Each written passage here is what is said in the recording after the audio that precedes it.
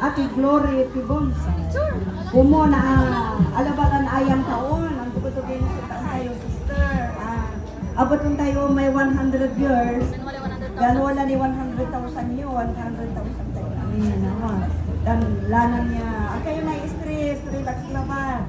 Maganggana kayo ng sesa. Bawa kini ng sesa.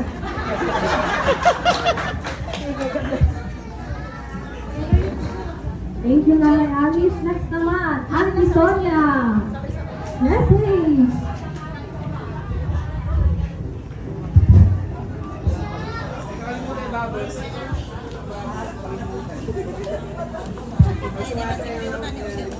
Hello, magandang hapon po sa ating lahat.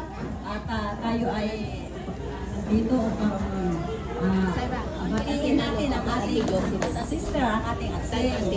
So, happy 70th birthday. Magbubuno sa kasi sabi tayo 70. Kung si Kabibot. Narits mo yung matitay 70. Mas pasabi. Ang sabi kasi ka si Lord. Nakmaksil so naman. Ito ko daw kayo pa hindi ko yung kasi si kayo so.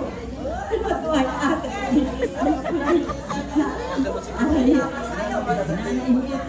Ada ate ni ato sa katapuan.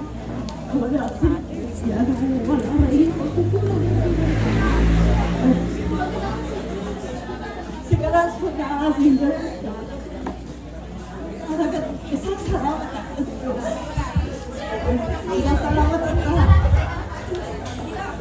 at health yan is strong si ate. Katuin. Kumon, balang sakit si Katayin Wadyan, nasabi tayo matiyang taon. Salamat tayo namin. Yada, arap na niya, panbibilay at naknak no, so tiwala kan pag-asa yung Diyos sa katawan. Happy 70th birthday. Thank you, Nanay Son. Next naman po, tawagin natin si Auntie Malu.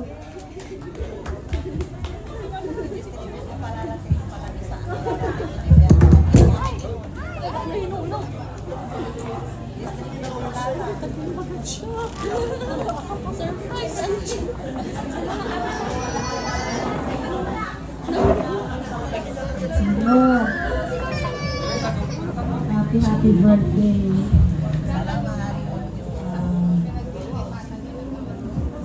Iba ba? So, Arichu, so 70. Sa Kwandalanti, di ba? 70 is a very lucky number. Dahil dito daw nag-i-start yung kumbaga, wala nang worries, wala na siyang, lahat ng happiness, nandyan na punong-puno na ng kaligayahan, kasama ng mga apo. So, ang wish po sa inyo, Ate Glo, sana po ay lalo kayong maging malusog, malayo sa sakit, at lalong lumalim pa ang pananampalataya ninyo sa Panginoon, at lalo pang matanggap niyo pa yung mga ninimiki ng puso.